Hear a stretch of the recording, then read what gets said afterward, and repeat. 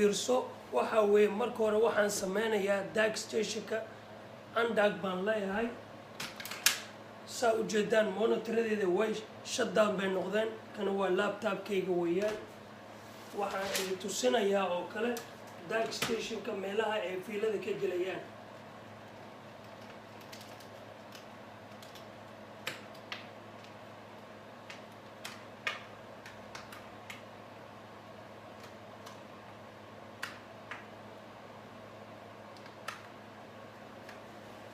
haddaba waa kaasaa waxaan ka hadlayo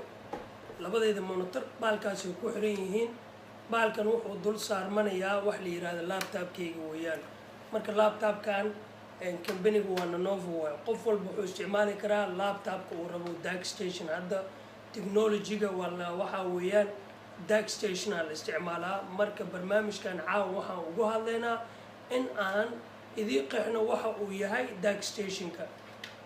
kana waa VGA-ga hadaytii aan idin sheego weeyaan kana waa DVI-ga waa hadaytii aan cable-ka aan idin tuso weeyaan midkan blue-ga waa DVI oo loo soo gaabiyey waa video graphic adapter kana waxaa loo soo gaabiyey waa digital video waa digital visual interface loo soo gaabiyey intaan kale waa ujeedaan intaan kale waxaa wada gelayso mini display cable gelayso oo wana mini display cable oo 2 mini display cable oo 3 baa gelayso halkan waa power weeyaan power supply-ga uu leeyahay waay kana waa internet-ka weeyaan oo cable-ka internet-ka haddaa isticmaashid ama blue ha noqdo ama cagaar ha noqdo internet connection cable weeyaan marka aniga ma isticmaalo wifi baan isticmaalaa waxaan kale oo ka dambeeya waxa weeye waa USB 0.20 USB 3.0 weeyaan waa 3.0 waa kan ugu dambeeya weeyaan 0.20 na waxa weeye waa qaybta ugu horeysa weeyaan kana waa dangle baa la dhahaa wuxuu igu xiran yahay wire mouse-kaygu igu xiran yahay marka waa dangle weeyaan marka hadda waxaan rabaa inaan idin tuso saan iskugu xiranayo labadeeda monitor soo u shaqeeyna waa idin tusinayaa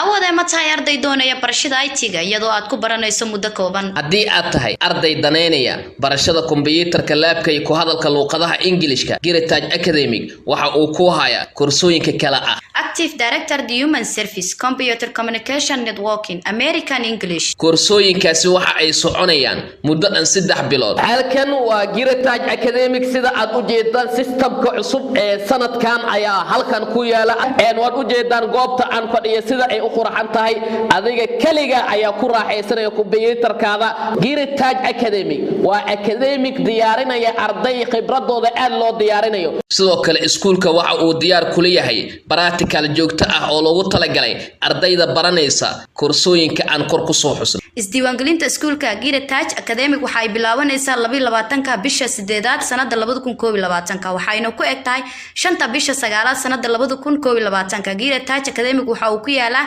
degmada Hodan gaar ahaan agagaarka Laanta Axmed Gurey wixii faahfaahin dheeraad ah fadlan kala xiriir lambarada shaashada kaaga muuqda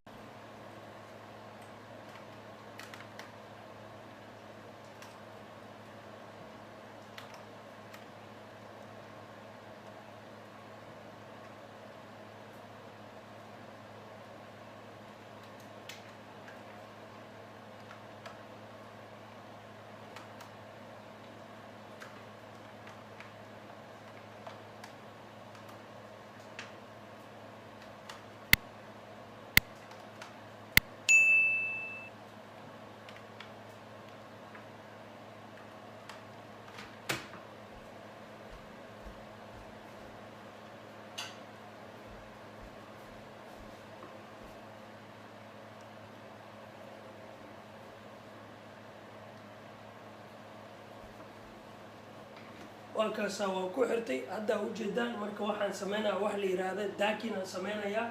monitorkaygu way soo laabanayaan insha Allah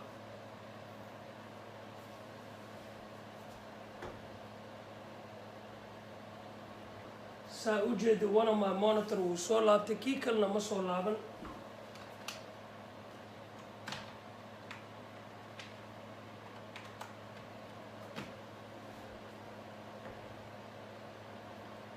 واكنا انت فيلا اذا تصي قدال بي داك ستيشن كغليان aniga limitkeegu waxaa weeye waa 3 weeyaan ilaa ay 4 laakiin qofka waxaan la hadlayaa oo isticmaali karo in uu wax testgareeyo inuu isticmaali karo 5 monitor iyo wixii ka badanbo ama 4 monitor inuu isticmaali karo at the same time oo waxaa la yiraahdaa wax la yiraahdo multitask markuu qofka uu sameynayo marka